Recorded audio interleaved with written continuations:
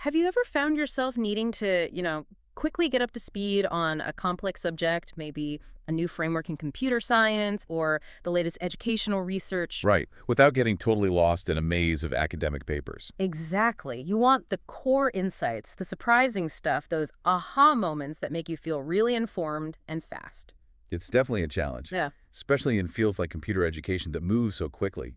Theory, practice, it's always evolving. Uh-huh. You need the tech side, but also the teaching strategies, right? What actually makes learning stick. Precisely. And that's exactly what we're doing today on the deep dive. We're diving into a really crucial, timely topic, computer-supported collaborative learning, or CSEL. Specifically looking at how it meshes with problem-based learning, project-based learning, or just general problem-solving methods. All within computer education. And our foundation for this, it's really solid. We're working from a systematic review of 37 high-quality articles. SSCI indexed, published between 2014 and 2023. So pretty comprehensive, right up to date. It definitely gives us a good panorama of the recent research landscape. So our goal for you today is clear. We're going to unpack this review, pull out the most important findings, maybe some surprising bits too. And help you get a quick handle on what's really going on in this area of education. Okay, let's get started. With that context set, maybe we should start with how this research is actually being done. Like, what methods are researchers using most often when they study CSCL? What really jumps out is how much quantitative methods dominate. A huge chunk, 78% of the studies reviewed, took a quantitative approach. 78%. Wow. So mostly numbers, stats. Exactly. Focusing on numerical data, statistical analysis, looking for findings they can generalize. Okay, so with that strong quantitative focus, what are they actually measuring? Can you give us an example? Sure. Think about a quasi-experimental study. They might measure, say, students' computational thinking skills, how they approach problems like a computer scientist, Right. and maybe critical thinking, analysis, evaluation, and also metacognition, thinking about their own thinking. All within like a collaborative coding project or something? Precisely. And they're looking for those statistically significant differences between groups or over time. Makes sense for computer ed. But what about mixing methods? You hear a lot about that. We do. And mixed methods were present, used in about 14% of the studies. They combine the quantitative with qualitative insights. Which gives you a richer picture, presumably. Much richer, often. For instance, you might have a peer assessment study where the numbers, the quantitative part, show no significant difference in student motivation. Okay. But then you do qualitative interviews and students tell you, well, the workload went way up and that killed my motivation. That gives you the why. That why is so important. Did the review say why mixed methods weren't used more often? Seems valuable. It didn't explicitly dive into the reasons, but yeah, combining methods well can be complex, resource-intensive. True. Then there was design-based research, DBR. That was about 5%. It's very iterative. Like agile development, but for education. Kind of, yeah. Good for developing new tech tools or exploring psychological aspects. We saw examples like human-centered AI or tools for visualizing dialogues. Interesting. And pure qualitative. Quite rare, actually, only 3%. Usually providing really deep dives into specific situations, like one study analyzing instructor and student roles in online project-based learning using cloud computing. Okay, so we know how they're researching. What about who they're studying and in what courses? Well, the vast majority of participants were undergraduates. Mm-hmm. Bachelor-level students were in 28 of the 37 studies. So mostly university students. Right. Anyone else? Yeah, after undergrads, it was junior high students. They were in 5 studies. Then primary school students in 3. And just a few studies included master's or upper secondary students. And the courses, was it all just learning to code? Pretty much. Programming was the dominant subject by far in 32 studies, much less focus on things like basic computer concepts or computer networks. Okay, this next point really struck me. CSCL involves tech and pedagogy, right? Absolutely. But the review found hardly any research comparing how students at different levels, especially younger kids, actually handle the digital tools in these collaborative setups. They're sort of digital maturity. That's a really key observation. It's a major gap. What's the implication there? Well, it's like you're building this sophisticated learning environment, but you haven't checked if everyone has the foundational skills to actually use it effectively. Right. You're assuming a level of digital readiness that might not be there, especially across different age groups. Exactly. And that has huge implications for designing curriculum, training teachers, making sure the approach actually fits the students. It's definitely something we need more research on. Okay, let's shift gears to the tools themselves, the digital toolkit. What technologies pop up most often in CSCL? Interactive technologies are definitely the front runners. They were used in 21 studies. That's a pretty broad category, though. What does that include? Things like custom-built apps, conversational agents, even augmented reality, AR. Augmented reality. In a collaborative learning setting, how does that work? Give us an example. Yeah, it's pretty neat. One study used AR to manage turn-taking in pair programming. Ah, to make sure one person doesn't dominate. Exactly. It helps balance the workload, make sure both students are actively involved by visually guiding whose turn it is. Clever. What else was common? Web-based tools were big too in 10 studies. Think platforms like Scratch or MIT App Inventor, especially ones with real-time collaboration built in. Okay. And learning management systems. The Moodles and Edmodos. Yep, LMSs like Moodle and Edmodo showed up in 5 studies, but interestingly, often not just on their own. How so? They were frequently integrated with other tools like maybe Line for chat or Google Tools for documents, alongside the LMS discussion forums or scaffolding features. So the LMS acts more like a hub? Kind of, yeah, bringing different functions together. Then you also had social media used in 5 studies. Like Facebook groups. For example, yeah, maybe Facebook for discussions, but with specific scaffolding prompts added by the instructor. And video conferencing tools like Tencent were in 4 studies. For real-time stuff, screen sharing. Right, for real-time problem solving together. Yeah. And finally, there was one study using visualization and mobile tech, specifically a peer assessment system for giving feedback on mobile devices. So it sounds like there isn't one magic tool. It's more about how teachers blend different technologies. That's a key insight, absolutely. Successful CSCL isn't about finding the single best app. It depends heavily on the thoughtful integration of various technologies. And the teacher's ability to manage all that. Critically important. The teacher's tech skills, their ability to choose the right tools and use them effectively for the learning goals, that's paramount. It lines up perfectly with the TPACK framework. Ah, technological, pedagogical, and content knowledge. Exactly. Teachers need to blend all 3 expertly for technology integration to really work. Okay, that leads us nicely into the learning strategies themselves. You mentioned problem solving, project-based learning, problem-based learning. Which were most common? Problem solving, or PS, was the most frequent, found in 17 studies. Just general problem-solving tasks. Right.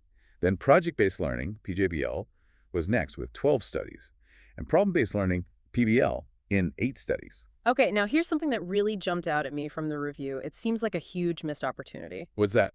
Despite these 3 approaches, PDL, PJBL, PS having different strengths, different benefits, the review found 0 experimental studies directly comparing them when used with CSCL. That's right. It's a significant gap. Why is that comparison so important? Well, think about it. PBL and PJBL, while they can take more time, are often praised for using authentic, real-world problems, which can be really effective. Right, deeper learning maybe. Potentially. But without direct comparisons in a CSCL context, we don't have solid evidence on which approach, combined with which tech setup, works best for different learning outcomes or different students. So educators are kind of flying blind when choosing between them in a tech-supported, collaborative setting. To some extent, yes. It leaves the roadmap less clear.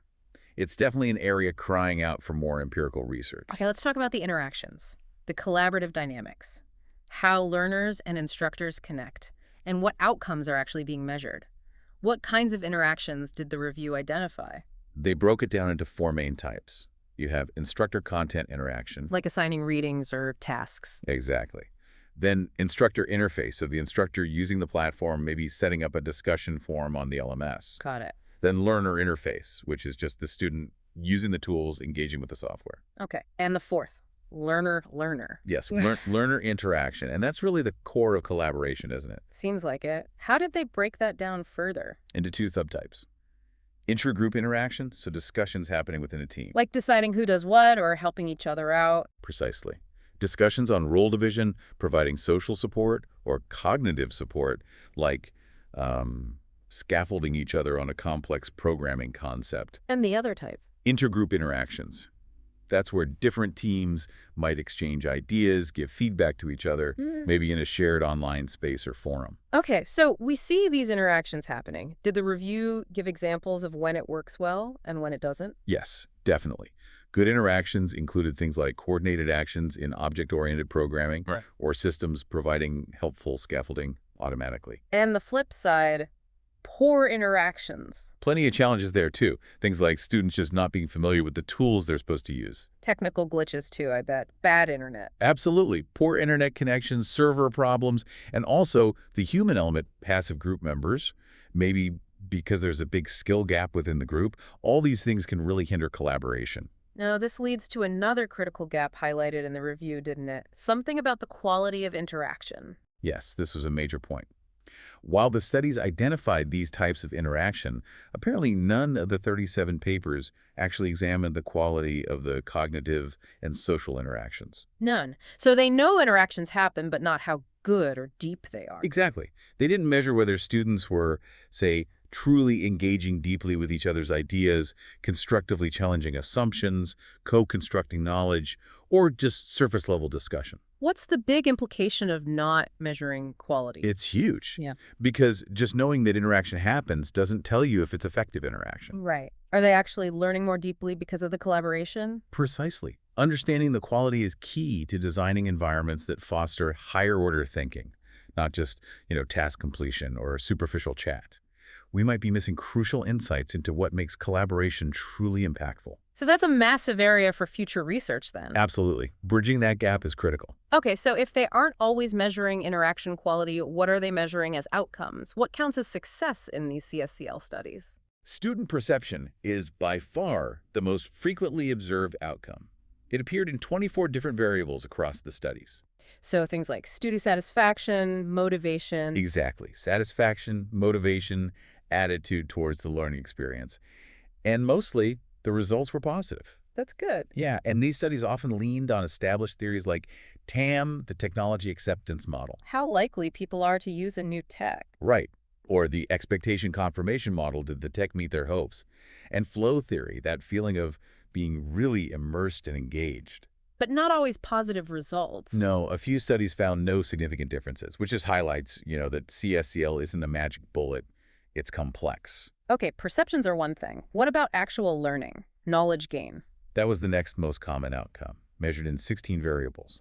And here, the results were consistently positive. All positive. Yes, all papers looking at knowledge gain showed a positive effect on academic performance. For example, one study found that using metacognition-based collaborative programming improves students' ability to analyze programs. That's encouraging. What else? Group task performance came up often too, in 10 variables, and social interaction in 6. Again, mostly positive impacts reported. Oh, you said mostly? Right. There were instances, particularly with group task performance, where no significant differences were found. Why might that be? The review suggests factors like technology reliability and ease of use are really important here.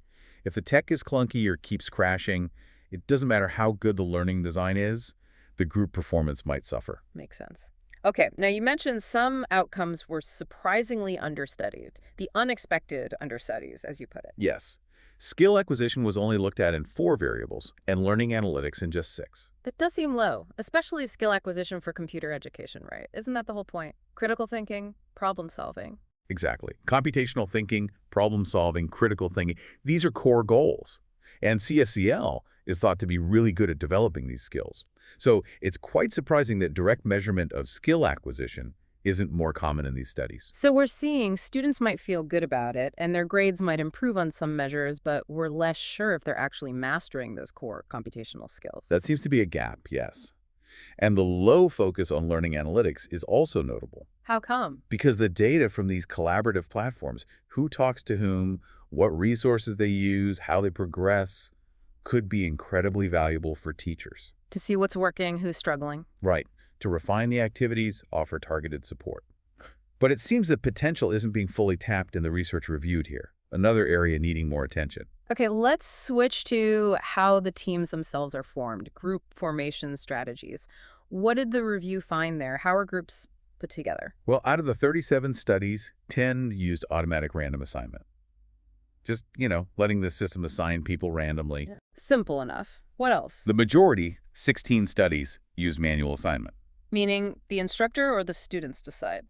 Both, actually. Yeah. Within those 16 manual assignments, 9 studies let students self-select their groups. Pick their own partners or teams. Right. And in 7 studies, the teacher made the selections. Okay. Any other approaches? Yes, 7 studies specifically formed groups based on member attributes. Like skills or personality? Exactly. 3 based it on students' existing knowledge or competence levels, and 4 used personality traits. And interestingly, 4 studies didn't actually specify how they formed groups at all. Huh. Okay, so a mix of random, self-select, teacher select, and attribute-based. Did the review find any issues or interesting points about these methods? Yeah, there's a really insightful point about self-selection. We often think letting students choose their own groups is good for motivation, right? Generally, yeah. They work with friends. But one study found it could be problematic, specifically in pair programming, if both students happen to have weak programming skills. They just couldn't effectively help each other. Ah, so they might choose friends, but not necessarily the best learning partner. Exactly. It points towards the potential benefit of creating mixed skill groups sometimes to ensure there's someone who can help move things forward. That's a great point. Anything else on group formation? Just reinforcement of something maybe intuitive. Overly large groups tend to be bad for student work and problem solving. Keeping groups small and focused seems key. Seems so. It underlines that regardless of how you form groups, you need to be thoughtful about the size and structure. Now, this brings us to what you called unexplored territory. It sounds like a really significant finding. It really is.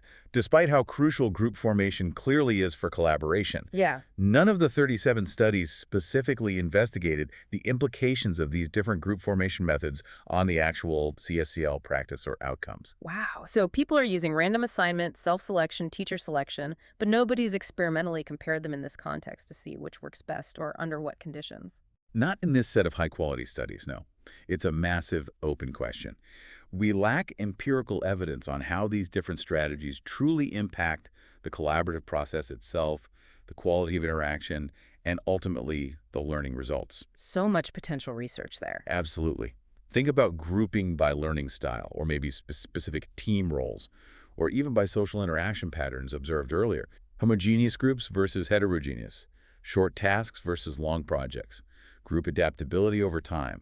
None of that was really touched upon here. And what about using AI? Could AI help form optimal groups based on data? That potential is huge, suggesting the ideal mix of skills or learning styles for a specific task. But again, barely explored in this review.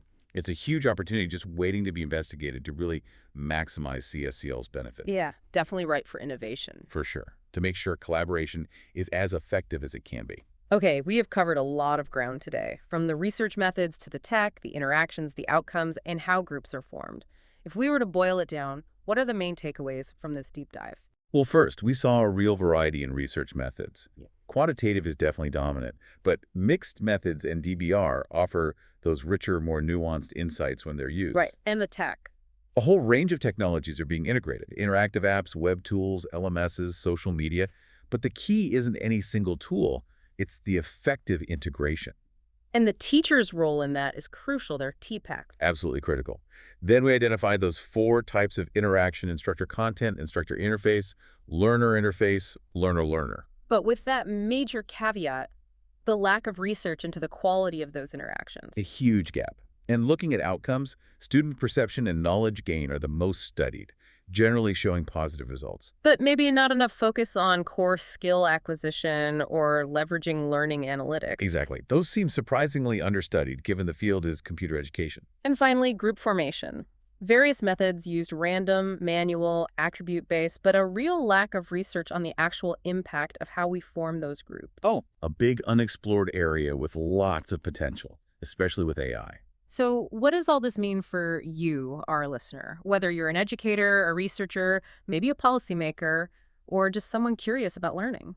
I think the main message is that CSCL is a really powerful approach, but its success isn't automatic. It really hinges on very thoughtful design choices. Integrating the technology, the pedagogy, the social aspects carefully. Exactly. It's not just about adding tech. It's about smart, evidence-based integration and really understanding how humans collaborate effectively, especially in digital spaces. Okay. And to leave everyone with something to chew on, a final provocative thought. Go for it. Given how vital that human connection, that interaction quality is, How can we get better at designing for and actually measuring the quality of cognitive and social interactions within CSCL? Moving beyond just counting interactions or measuring perceptions. Right. To really unlock the potential for developing those deeper, higher order thinking skills, what does focusing on interaction quality mean for how we should approach learning in this digital age? That's a deep question. Answering that could genuinely reshape how we foster meaningful collaboration, not just in classrooms, but everywhere. Definitely something to ponder. That's all for this deep dive.